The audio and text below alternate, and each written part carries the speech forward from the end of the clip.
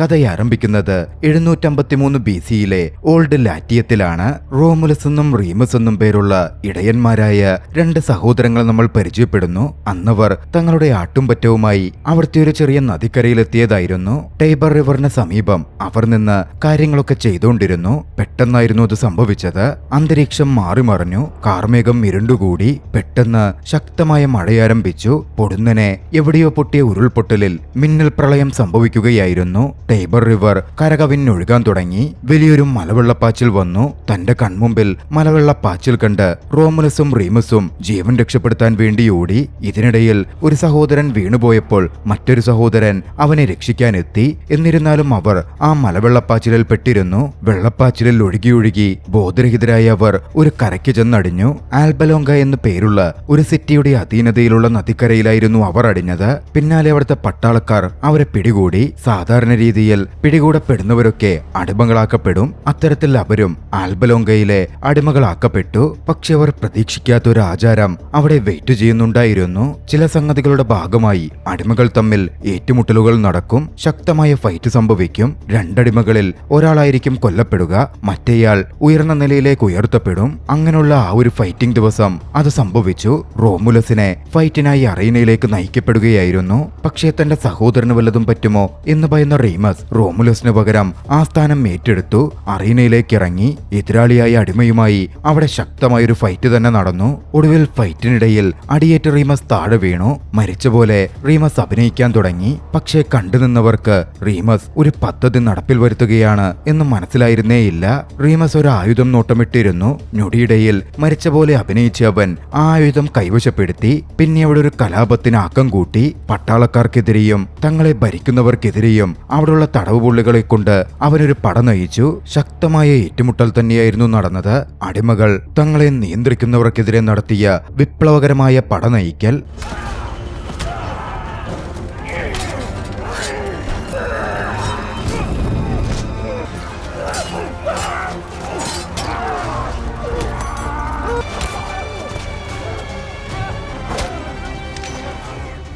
അവിടെയായിരുന്നു ആ ഒരു ലെജൻഡിന്റെ തുടക്കം. പക്ഷേ ഈ പോരാട്ടത്തിനിടയിൽ സേക്രഡ് ഫയർ അഥവാ വിശുദ്ധ അഗ്നി എന്ന മട്ടിൽ അവർ ആരാധിക്കുന്ന ചില സംഗതികളുണ്ട്. അത് കൈവശപ്പെടുത്താൻ റോമുലസ് ഒരു ശ്രമം നടത്തി. ആ ഒരു സമയത്ത് ശ്രദ്ധ മാറിയപ്പോഴാണ് ഒരു അൽബാൻ സോൾജിയർ റോമുലസിന്റെ ശരീരത്തിൽ വാള് കയറ്റുന്നത്. ഭാഗ്യവശാൽ അത് ജീവനപകരിക്കാൻ തക്കവണ്ണം അത്ര വലിയൊരു മുറിവായിരുന്നില്ല. എന്നാലും സാരമായൊരു പരിക്ക് തന്നെ റോമുലസിന് സംഭവിച്ചു. അന്ന് നടന്ന വിപ്ലവത്തിൽ പട്ടാളക്കാരിൽ നിന്ന് അടിമകൾ രക്ഷപ്പെട്ടു. പോരുമ്പോൾ അവിടുത്തെ പ്രധാന ആരാധനാമൂർത്തികളിലെ പുരോഹിത സാത്നയെയും അവർ കൂടെ കൂട്ടിയിരുന്നു. സാറ്റ്നയ് ആ വിശുദ്ധ അഗ്നി തന്റെ കയ്യിൽ കരുതുകയും ചെയ്തിരുന്നു. ബന്ദിയായി അവർക്കേറെ പ്രധാനപ്പെട്ട അത്തരത്തിലൊരു പ്രീസ്റ്റസ്, അതായത് ഒരു പുരോഹിത അവരുടെ പക്കലുള്ളപ്പോൾ അൽബാൻ സോൾജിയേഴ്സ് അവരെ പിന്തുടരില്ല എന്നവർ കരുതിയിരുന്നു. അവരുടെ യാത്ര മുമ്പോട്ടേക്ക് തന്നെ തുടർന്നു. ഒടുവിൽ അവർ ആ നദിക്കരയിലെത്തി. മുമ്പുണ്ടായ ആ വലിയ പ്രളയത്തെ തുടർന്ന് നദി എപ്പോഴും കുത്തിയൊഴുകുകയാണ്. നദി ക്രോസ് ചെയ്യൽ ഒട്ടും എളുപ്പമായിരുന്നില്ല. അതോടെ അവർ അടുത്തുള്ള കാട് വഴി മുമ്പോട്ട് സഞ്ചരിക്കാൻ തീരുമാനിച്ചു. റീമസ് ആയിരുന്നു അവർക്ക് വഴികാട്ടിയത്. പക്ഷേ ആ കാട് വിശ്വാസപ്രകാരം വളരെയധികം അപകടം പിടിച്ചതാണ്. പല പൈശാചിക ശക്തികളും അപകടം നിറഞ്ഞ മൃഗങ്ങളും മറ്റു കാര്യങ്ങളുമുണ്ട് എന്ന് വിശ്വസിക്കപ്പെടുന്നു. എന്നിരുന്നാലും ധൈര്യം സംഭരിച്ച് അവർ കാടിനകത്തേക്ക് നടന്നു. കുറച്ചു സമയം പിന്നിട്ടതും റോമുലസ് വല്ലാതെ അവശനാവാൻ ആരംഭിച്ചു. റോമുലസിന്റെ മുറിവ് അവനെ നിൽക്കാൻ പോലും പറ്റാത്ത വിധത്തിൽ താഴെ വീഴ്ത്തിയിരുന്നു. അതവർക്കിടയിൽ ഒരു തർക്കം തന്നെ സൃഷ്ടിച്ചു. റോമുലസ് ജീവിക്കില്ലെന്നും ഇവനെ ചുമന്നുകൊണ്ട് നടക്കുന്നത് രക്ഷപ്പെടാൻ നമുക്ക് ബാധ്യതയാകുമെന്നും അതുകൊണ്ട് റോമുലസിനെ മരണത്തിന് വിട്ടുപേക്ഷിക്കുന്നതാണ് നല്ലത് എന്ന് സംഘത്തിലെ പലരും പറഞ്ഞു. പക്ഷേ റീമസിന് ഒരിക്കലും അത് അംഗീകരിക്കാൻ പറ്റില്ലായിരുന്നു. പക്ഷേ കൂട്ടത്തിലെ ലൂക്ക് സിമ്യൂട്ടോ വളരെ കൃത്യമായി പറഞ്ഞു, അങ്ങനെ റോമുലസിനെ ഉപേക്ഷിക്കാൻ സാധിക്കില്ല. എല്ലാവരും ഒരു കാര്യം ഓർക്കണം, റോമുലസും റീമസും ചേർന്നിട്ടാണ് നമ്മളെ സ്വാതന്ത്ര്യത്തിലേക്ക് വഴി നടത്തിയത്. അതിനുള്ള കാരണങ്ങൾ ഉണ്ടാക്കിയത്. അവരുടെ പിന്തുണയില്ലാതെ നമുക്കാർക്കും തന്നെ ആ സോൾജിയേഴ്സിൽ നിന്ന് രക്ഷപ്പെട്ട് ഇവിടെ സ്വാതന്ത്ര്യത്തോടെ നിൽക്കാൻ പറ്റുമായിരുന്നില്ല. സമയം സന്ധ്യയായി. കാടിനുള്ളിൽ രക്ഷപ്പെട്ട സംഘം കഴിഞ്ഞുകൂടുകയാണ്. അവരെല്ലാവരും ഒന്നിച്ച് ചെറിയൊരു ക്യാമ്പ് പോലെ സെറ്റ് ചെയ്ത് അവിടെ കൂടിയിരിക്കാൻ തുടങ്ങി. പക്ഷേ രാത്രിയും കാടിന്റെ ഭീകരതയും കൂട്ടത്തിൽ പലരിലും വല്ലാത്ത അസ്വസ്ഥതയുണ്ടാക്കുന്നുണ്ടായിരുന്നു. നേരത്തെ റിബലായി മാറി റോമുലസിനെ ഒഴിവാക്കണം എന്ന് സംസാരിച്ച വ്യക്തികളിൽ ഒരു വ്യക്തി തനിക്കിനിയും ഇവിടെ തുടരാൻ പറ്റില്ല എന്ന് പറഞ്ഞ് സംഘം വിട്ട് തനിച്ചു പോവാൻ തീരുമാനിച്ചു. ഗ്രൂപ്പിലുള്ള പലരും ഒറ്റയ്ക്ക് രാത്രിയിൽ കാട്ടിലൂടെ യാത്ര ചെയ്യൽ വളരെ അപകടമാണെന്നും ശാപം പിടിച്ച കാടാണിത് എന്നൊക്കെ പറഞ്ഞിട്ടും അവൻ ചെവികൊണ്ടില്ല. കുറച്ച് വസ്തുക്കൾ അവിടെ നിന്നും എടുത്ത് അവൻ തന്റെ യാത്ര തിരിച്ചു. പിറ്റേന്ന് പുലർച്ചെ വളരെയധികം മോശമായ രീതിയിൽ അവൻ കൊല്ലപ്പെട്ട് കെട്ടിത്തൂക്കപ്പെട്ട നിലയിലായിരുന്നു അവർക്ക് കാണാൻ സാധിച്ചത്. ഏതെങ്കിലും വന്യമൃഗം ആക്രമിച്ചതാണോ അതോ മറ്റെന്തെങ്കിലുമാണോ എന്നൊന്നും പറയാൻ ആർക്കും തന്നെ പറ്റുന്നുണ്ടായിരുന്നില്ല. പക്ഷേ ഒരു കാര്യം മാത്രം എല്ലാവർക്കും മനസ്സിലായി. തങ്ങൾ വിചാരിച്ച പോലെ ആ കാടത്ര സുരക്ഷിതമല്ല. ജീവൻ നഷ്ടപ്പെടാവുന്ന പലതും കാടിനുള്ളിൽ മറഞ്ഞിരിക്കുന്നുണ്ട്. പുറത്ത് പറഞ്ഞുകേട്ട് കാടിന്റെ കഥകളെപ്പറ്റി സത്യങ്ങളുണ്ട്. ദിവസങ്ങൾ മുമ്പോട്ട് പോയി. എല്ലാവരും അവശരായി മാറുന്നുണ്ടായിരുന്നു. റോമുലസിന്റെ അവസ്ഥയും വല്ലാതെ വീക്കായി മാറിക്കൊണ്ടിരുന്നു. ഇതിനിടയിലാണ് ഒരു സംഭവം ഉണ്ടായത്. റിബൽസിൽ ഒരാൾ റോമുലസിനെ കൊല്ലാൻ നോക്കുന്നത് റീമസ് നേരിട്ട് കണ്ടു. അവനും റീമസും തമ്മിൽ വലിയൊരു ഏറ്റുമുട്ടൽ സംഭവിക്കുകയാണ്.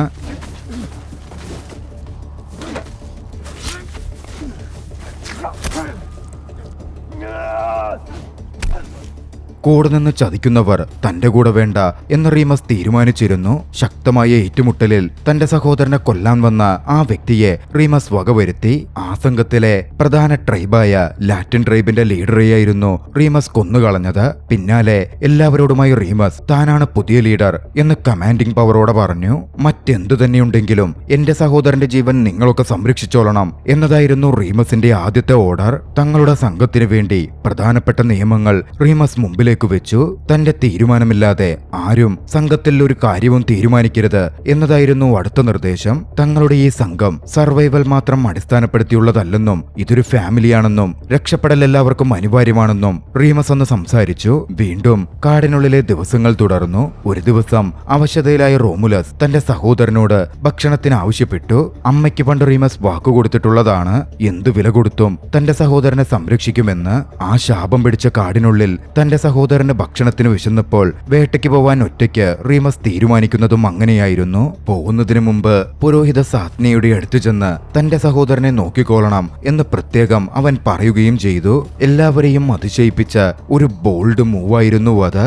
അന്നുവരേക്കും ഒറ്റയ്ക്ക് അവിടെ വേട്ടയ്ക്ക് പോയ ഒരാളും ജീവനോടെ തിരികെ വന്നിട്ടില്ല. രാത്രിയിലായിരുന്നു അവൻ വേട്ടയ്ക്കായി പുറപ്പെടുന്നതും. പിറ്റേന്ന് പുലർച്ചെയായി.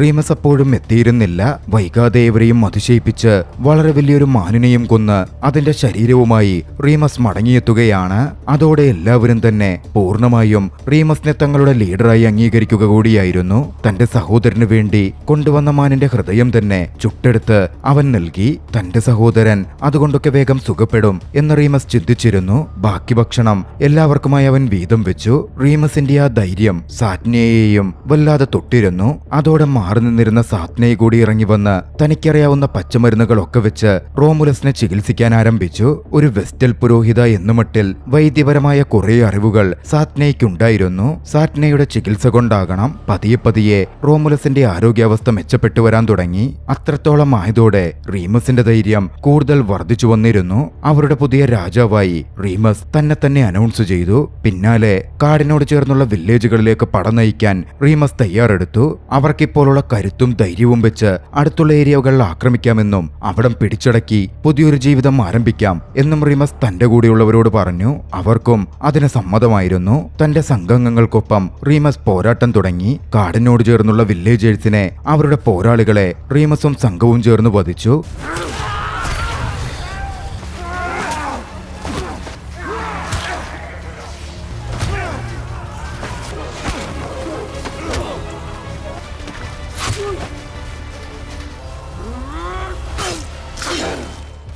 ഓരോ ആളുകളെയും വധിച്ച് കാടിനോട് ചേർന്ന ഇടങ്ങൾ പിടിച്ചെടുക്കുമ്പോൾ കൂടുതൽ കരുത്തു വരുന്നതായി റീമസിന് സ്വയം ബോധ്യപ്പെട്ടു. അവരുടെയൊക്കെ ചീഫായി റീമസ് തന്നെ സ്വയം പ്രഖ്യാപിച്ചു. കൂടുതൽ ഏരിയ കൺട്രോളിൽ വരികയും ഗോത്രത്തലവനെ പോലെ അവരുടെ ചീഫായി റീമസ് മാറുകയും ചെയ്തതോടെ തന്റെ യഥാർത്ഥ ലക്ഷ്യവും പർപ്പസും ഇവരെയൊക്കെ ഭരിക്കുക എന്നതാണ് എന്നൊരു വിശ്വാസം റീമസിന് വന്നു. പക്ഷേ ഇതിനിടയിൽ എല്ലാം നിരീക്ഷിച്ചുകൊണ്ടിരുന്ന സാത്നൈ മറ്റു ചില കാര്യങ്ങൾ നോക്കിക്കാണുന്നുണ്ടായിരുന്നു. ഒരു ദിവസം നദിയിൽ വൃത്തിയാക്കിക്കൊണ്ടിരിക്കുന്നതിനിടയിൽ സാറ്റ്നെ റീമസിന് അടുത്തേക്ക് ചെന്നു. റീമസിൽ മനുഷ്യനപ്പുറമുള്ള എന്തോ ഒരു മായാശക്തി താൻ നോക്കിക്കാണുന്നു എന്നവർ റീമസിനോട് പറഞ്ഞു. നിന്റെ ഓറ വല്ലാതെ പവർഫുൾ ആണെന്നും പവിത്രമായതാണെന്നും അവർ കൂട്ടിച്ചേർത്തു.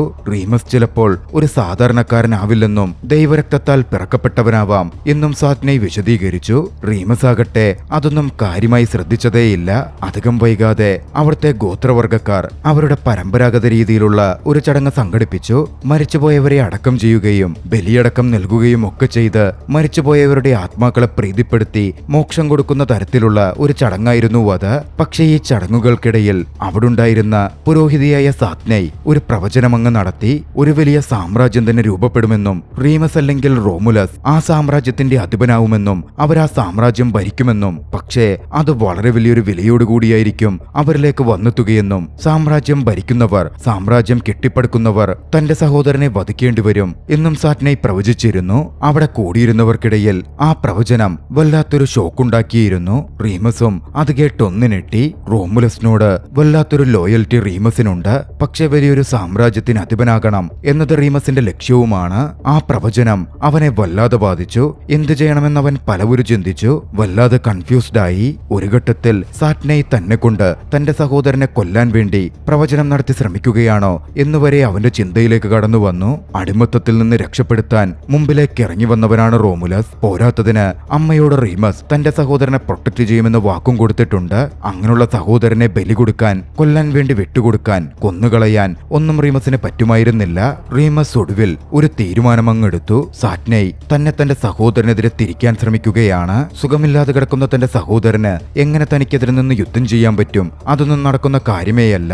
അതോടെ രോഷം വന്ന അവൻ സാറ്റ്നെയെ ബന്ദിയാക്കി തെറ്റായ പ്രവചനത്തിന്റെ പേരിൽ ശിക്ഷിക്കാൻ തീരുമാനിച്ചു. സാറ്റ്നെയെ ബന്ദിയാക്കി അനങ്ങാൻ പറ്റാത്ത രീതിയിൽ കാടിന് നടുവിൽ അവൻ ഉപേക്ഷിച്ചു. പിറ്റേന്ന് പുലർച്ചെ കാട്ടിൽ നിന്ന് ഗ്രാമത്തിലേക്ക് തിരികെയെത്തിയ റീമസ് തന്റെ കൺമുമ്പിൽ കണ്ട കാഴ്ച കണ്ട് ഞെട്ടിയിരുന്നു. തലേ ദിവസം വരെ പരിക്കേറ്റ് വല്ലാതെ വയ്യാതെ കിടന്നിരുന്ന റോമുലസ് എഴുന്നേറ്റ് നടക്കാൻ ആരംഭിച്ചിരിക്കുന്നു. ഏറെക്കുറെ പൂർണ്ണമായി അവൻ സുഖപ്പെട്ടു വന്നിരിക്കുന്നു. സാറ്റ്നെയുടെ പ്രവചനത്തിൽ സത്യമുണ്ടോ എന്ന ആ നിമിഷമായിരുന്നു റീമസ് ചിന്തിക്കാൻ തുടങ്ങിയത്. സാറ്റ്നെയോട് തലേ ദിവസം അങ്ങനെ ചെയ്തതിൽ റീമസിന് കുറ്റബോധം തോന്നി. തങ്ങളിൽ വിശുദ്ധ രക്തമാണോ ഒഴുകുന്നത്, സാറ്റ്നെ പറഞ്ഞത് സത്യമാണോ എന്നുവരെ റീമസ് സംശയിച്ചു. പക്ഷേ എന്നിരുന്നാലും അത് റീമസിനെ മറ്റൊരു തലത്തിലേക്കായിരുന്നു നയിച്ചത്. ഇതതുകൊണ്ടൊന്നുമല്ല, അധികാരം കൊണ്ടും പവർ കൊണ്ടുമൊക്കെയാണ് എല്ലാം നേടിയെടുത്തത്. ചികിത്സ കിട്ടിയതുകൊണ്ടാണ് സഹോദരൻ സുഖപ്പെട്ടത് എന്ന് വിശ്വസിക്കാൻ ശ്രമിച്ച റീമസ് അവിടുത്തെ ആചാരങ്ങളെ തട്ടിത്തെറിപ്പിക്കാനും ദൈവങ്ങളെ ഇല്ലായ്മ ചെയ്യാനും ശ്രമിച്ചു. വിശുദ്ധമായി കണ്ടിരുന്ന ആ അഗ്നിതാളം അവൻ അണയ്ക്കാൻ തുടങ്ങി. വില്ലേജിന് തന്നെ തീ വെച്ചു. ദൈവത്തിന്റെ വിധിക്കെതിരെയുള്ള തന്റെ പ്രതികരണമാണിതെന്ന് അവൻ വലിയ ആവേശത്തോടെ പറഞ്ഞു. പക്ഷെ അവന്റെ ആ പ്രവൃത്തികൾ ആ കമ്മ്യൂണിറ്റിക്കിടയിൽ ഒരു വിള്ളൽ തന്നെ വരുത്തിയിരുന്നു. റീമസ് അവർ പിടിച്ചെടുത്ത ആ വില്ലേജിലുള്ളവരെ അവരുടെ സംഘങ്ങൾക്കും താഴെ അടിമകളാക്കി തരം താഴ്ത്തി. റോമുലസിനെതിരെ പ്രവചനം വിശ്വസിച്ച ആരും തിരിയാതിരിക്കാൻ വേണ്ടിയാണ് താനിതൊക്കെ ചെയ്യുന്നത് എന്നായിരുന്നു റീമസിന്റെ വാദം. പക്ഷേ വില്ലേജ് മുഴുവൻ കത്തിയേറിന് കഴിഞ്ഞപ്പോൾ എന്തെന്നില്ലാത്തൊരു കുറ്റബോധം റീമസിന് തോന്നി. ആരോഗ്യം വീണ്ടെടുത്ത റോമുലസ് തന്റെ ചേട്ടന്റെ പ്രവൃത്തികളെ ചോദ്യം ചെയ്യുകയും ചെയ്തു. അതോടെ കുറ്റബോധം വർദ്ധിച്ച റീമസ് സാറ്റ്നെയെ കണ്ടെത്താൻ കാടിനകത്തേക്ക് ചെന്നു. പക്ഷേ മരണത്തോട് മല്ലിട്ട് വന്യമൃഗങ്ങളാൽ ആക്രമിക്കപ്പെട്ട് ഒരു മരത്തിന്റെ കീഴെ കിടക്കുന്ന സാറ്റ്നെയായിരുന്നു റീമസിന് കണ്ടെത്താൻ കഴിഞ്ഞത്. അവിടെത്തിയപ്പോൾ തന്റെ അവസാന ശ്വാസത്തിൽ സാറ്റ്നെ റീമസിനോട് പറഞ്ഞു, നിനക്ക് നിന്റെ സഹോദരനെ കൊല്ലാൻ പറ്റുന്നില്ലെങ്കിൽ അവന്റെ വാളാൽ കൊല്ലപ്പെടാനായിരിക്കും നിന്റെ വിധി. സാറ്റ്നെയുടെ ആ പറച്ചിൽ റീമസിനെ വല്ലാതെ ഭയപ്പെടുത്താൻ ആരംഭിച്ചു. ഇനിയെങ്ങാൻ പ്രവചനം സത്യമാകുമോ എന്ന് റീമസ് ഭയപ്പെട്ടു. അതോടെ ആ ഗ്രാമം വിട്ട് തന്റെ സംഘാംഗങ്ങളെയും കൂട്ടി ടൈബർ റീജിയനിലേക്ക് പോവാൻ റീമസ് തീരുമാനിച്ചു.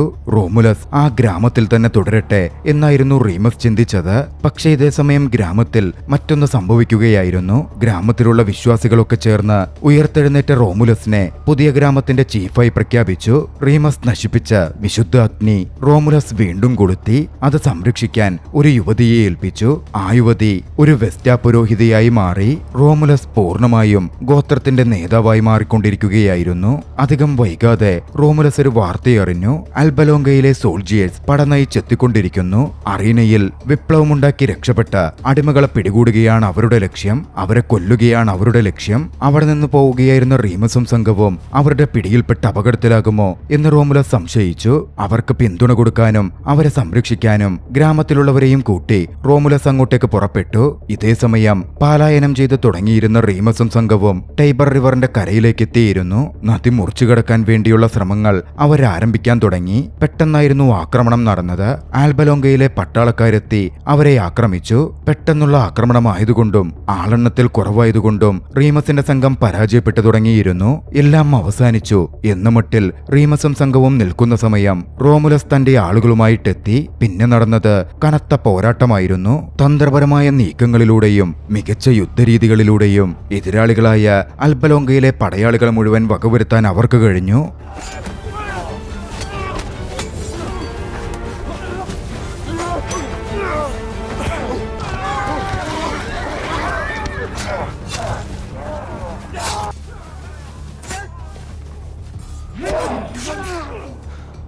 ഒടുവിൽ കാര്യങ്ങളൊക്കെ ശാന്തമായി. പക്ഷെ ആ റീയൂണിയൻ ഒരു പ്രശ്നത്തിലേക്ക് നീങ്ങും എന്നപ്പോൾ ആരും ചിന്തിച്ചിരുന്നില്ല.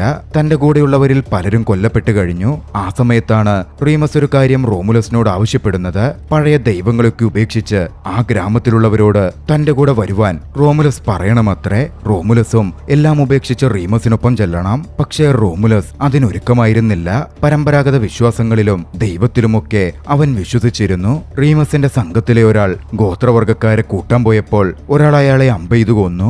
അതോടെ ടെൻഷൻ വർദ്ധിക്കുകയാണ്. സാറ്റ്നയുടെ പ്രവചനം 2 സഹോദരങ്ങളുടെ കാതിലും മുഴങ്ങി. മുമ്പിലിനി മറ്റൊന്നുമില്ല എന്ന് മനസ്സിലാക്കിയതും റീമസ് റോമുലസിനെ ഒരു പോരാട്ടത്തിന് വെല്ലുവിളിച്ചു. ഒരിക്കൽ എല്ലാത്തിനും കൂടെ നിന്നിരുന്ന 2 സഹോദരങ്ങൾ ഇപ്പോൾ ആര് ഭരിക്കും, ആര് ജീവിക്കും എന്നതിനു വേണ്ടി യുദ്ധം ചെയ്യാൻ പോകുന്നു. ശക്തമായ രീതിയിൽ രണ്ടുപേരും ഫൈറ്റ് ചെയ്തു. റോമുലസ് ഫൈറ്റിൽ താഴെ വീണു. റീമസ് റോമുലസിനെ കൊല്ലാൻ വേണ്ടി അടുത്തേക്ക് ചെന്നു. റോമുലസ് ഒട്ടും തന്നെ മടിച്ചില്ല. വാളെടുത്ത് കുത്താൻ ശ്രമിച്ച റീമസിന്റെ നെഞ്ചിൽ കയറ്റി. റീമസ് കൊല്ലപ്പെട്ടു വീഴുകയായിരുന്നു. മരണത്തോടും മല്ലിട്ടുകൊണ്ടിരിക്കെ റോമുലസ് റീമസിനോട് സംസാരിച്ചു. റീമസ് പറഞ്ഞു, പ്രവചനം സത്യമാകട്ടെ, നീ എന്റെ കഥ കഴിച്ചേക്കൂ. പിന്നാലെ വലിയൊരു രാജ്യം, ഒരു സാമ്രാജ്യം തന്നെ നീ പടുത്തുയർത്തു. റീമസിന്റെ അവസാന ആഗ്രഹവും അത് തന്നെയായിരുന്നു. അത് പൂർത്തിയാക്കും എന്ന് റോമുലസ് റീമസിനോട് പറഞ്ഞു. പിന്നാലെ ടൈബർ നദി മുറിച്ചു കടന്ന് തന്നെ വിശ്വസിച്ച ഗോത്രക്കാർക്കൊപ്പം റോമുലസ് മറുകരയിലെത്തി. അവിടെ വെച്ച് പരമ്പരാഗതമായ രീതിയിൽ റീമസിന്റെ മൃതദേഹം റോമുലസ് സംസ്കരിച്ചു. താൻ പുതുതായി സ്ഥാപിക്കാൻ പോകുന്ന രാജ്യത്തിനും സാമ്രാജ്യത്തിനും തന്റെ സഹോദരനോടുള്ള ആദരവായി റോമുലസ് റോമ എന്ന് പേരിട്ടു. പിന്നീട് ലോകത്തിലെ ഏറ്റവും വലിയ സാമ്രാജ്യങ്ങളിൽ ഒന്നായി മാറിയ റോം സാമ്രാജ്യത്തിന്റെ തുടക്കം അവിടെ നിന്നുമായിരുന്നു. 753 BC-യിൽ റോമുലസ് റോം എന്ന സാമ്രാജ്യം പടച്ചു. 37 കൊല്ലക്കാലം ആ സാമ്രാജ്യം റോമുലസ് അടക്കി ഭരിച്ചിരുന്നു. 716 BC-യിൽ ആരും പിന്നീട് കണ്ടിട്ടില്ലാത്ത രീതിയിൽ റോമുലസ് അപ്രത്യക്ഷനായി. ആ ദൃശ്യങ്ങളോടെ ചലച്ചിത്രം അവസാനിക്കുകയാണ്. രസകരമായ ഈ ഒരു ആക്ഷൻ ചലച്ചിത്രം നിങ്ങൾക്കിഷ്ടമായെങ്കിൽ വീഡിയോ ലൈക്ക് ചെയ്യുക. അഭിപ്രായങ്ങളും നിർദ്ദേശങ്ങളും കമന്റുകളിൽ രേഖപ്പെടുത്തുക. കഴിയുമെങ്കിൽ ചാനൽ സബ്സ്ക്രൈബ് ചെയ്തും കൂട്ടുകാർക്ക് ഷെയർ ചെയ്തു കൊടുത്തും ഞങ്ങളെ സപ്പോർട്ട് ചെയ്യുക. അടുത്ത എപ്പിസോഡിൽ മറ്റൊരു മികച്ച ചലച്ചിത്രവുമായി നമുക്ക് കണ്ടുമുട്ടാം. അതുവരെ ബൈ.